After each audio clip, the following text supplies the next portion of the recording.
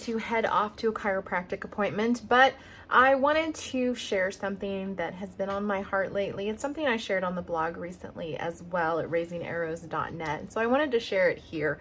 And that is about being a Titus 2 woman no matter your age. Now, in the Bible, it talks about the older women teaching the younger women.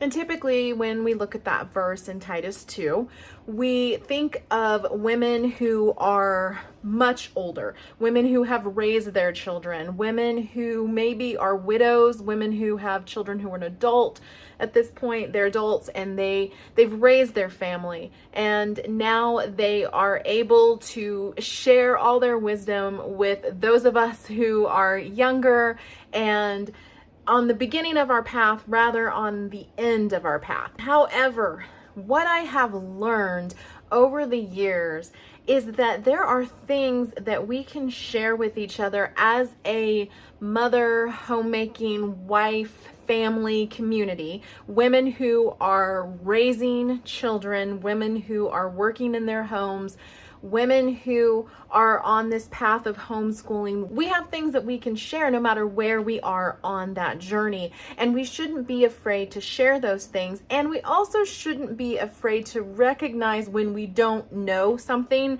and not feel like we have to have the answer to that.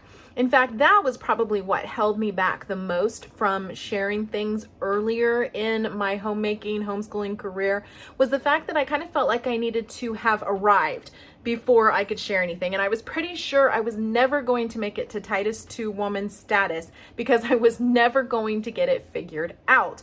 I always felt like I just had all these questions. Well, what I have seen now is that I was constantly learning. I was constantly learning more and more and more about the homeschooling and the homemaking and the mothering, and I was changing my views on things. I was learning about different ways of doing things, and it was getting better and better. And yes, I was making tons of mistakes along the way, and I didn't want to cause anybody else to stumble with my mistakes.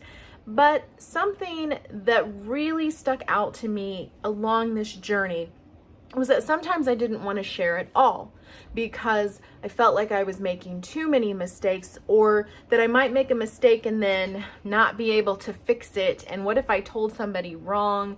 And that's where humility comes in. As a Christian woman, we have to recognize that we don't have all the answers all the time. And sometimes the things that we thought were the answers might change or adjust or be different further down this road of our Christian walk as a homemaker, as a homeschooling mom, however it may be. There are things that I felt were hills to die on back in my 20s, maybe even in my 30s, that now as a 45-year-old, I am like, nope, not a hill to die on. Don't care about that one. And things that I guess I have kind of chilled about. And I'm wondering now as I look back, is that possibly why the older women were supposed to teach the younger women?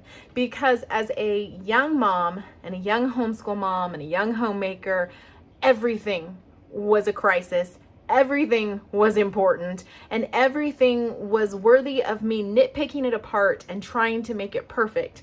Now, further down that road, I don't feel that need anymore. And I think perhaps what we need as Titus 2 women and a community of women is we need that voice of reason that says, chill out, calm down, it's going to be okay. And there's going to come a point where you blink your eyes and this is all over.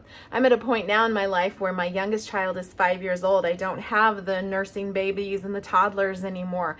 And it's a really strange place to be after 2 decades of that. Yet I am also seeing where there's a blessing in having gone through all of that, because now I have this wide range of ages and I can see the end of how things happen, and I still, close enough to the beginning that I have this very good vantage point, I guess. I have a 24-year-old who's getting ready to get married, and then I have this 5-year-old who's just joined us in our homeschool. And along this walk, I have really chilled out.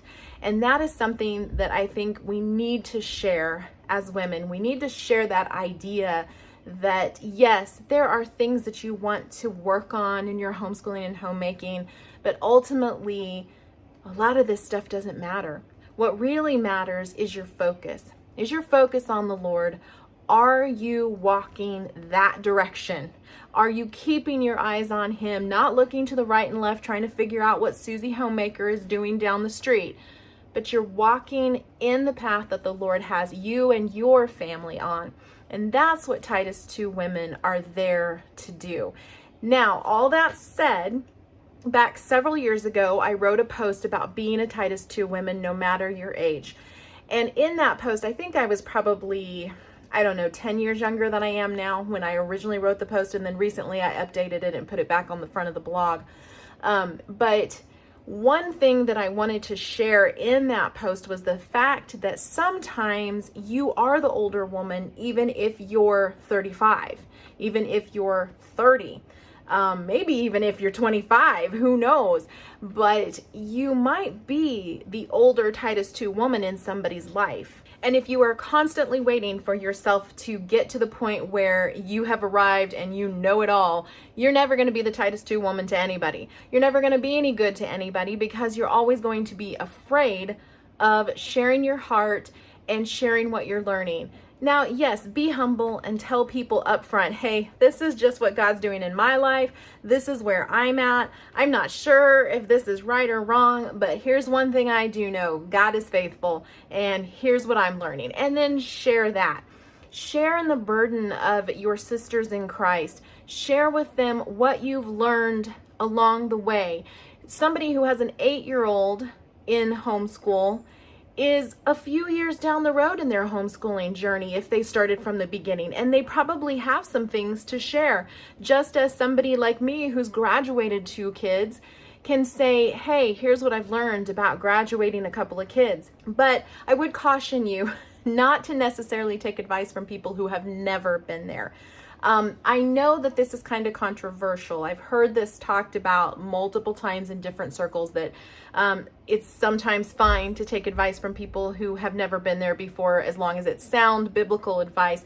I would agree with that, but I also think there needs to be a caveat there that they have not lived it, they have not walked it, and perhaps sometimes their motivations and their beliefs about things, while seeming biblically sound, are just opinions, preferences, perhaps.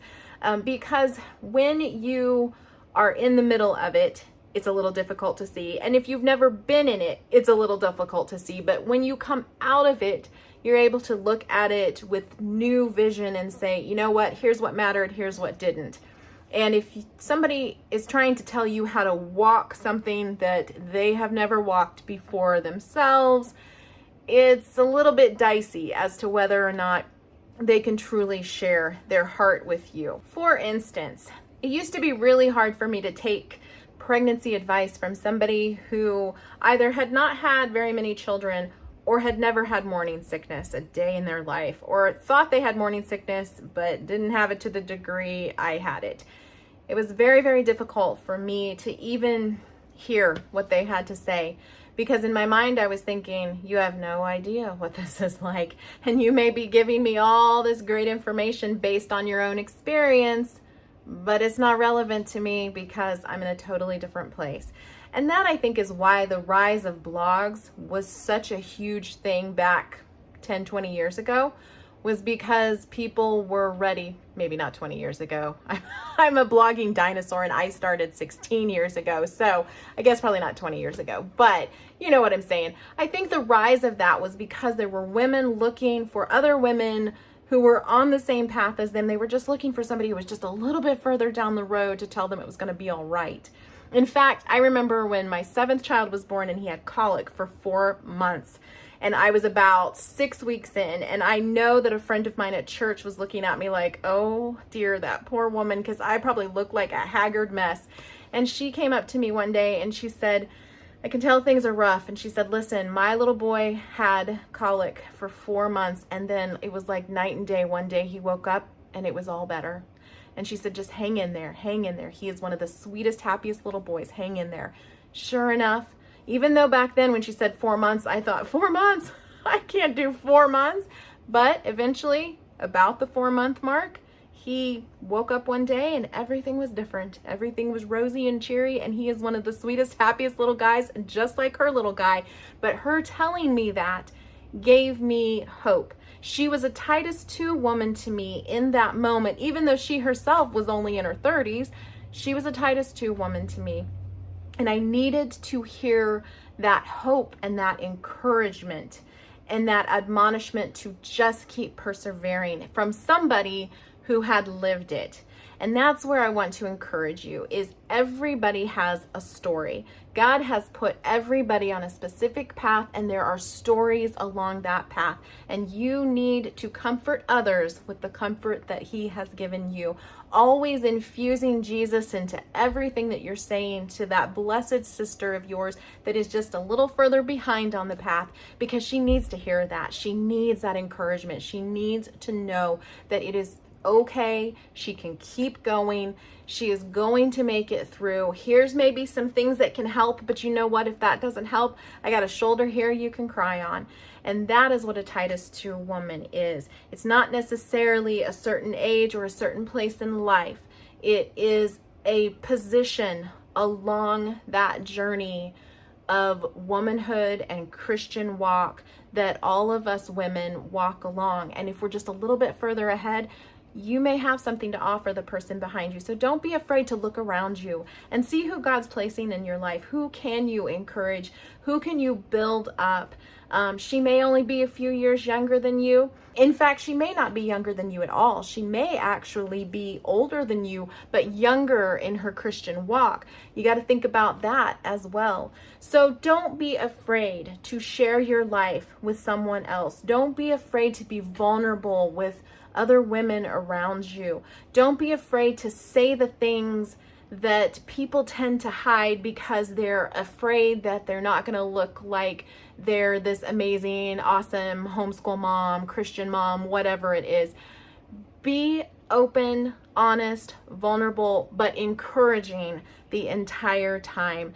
Give women the encouragement that they need to keep on keeping on. And that is all I have to say about that topic. I'd encourage you to check out the blog post because I talk about other more practical tips in there. And as always, Raising Arrows is your home for all things large family homemaking and homeschooling. I am so glad you are here.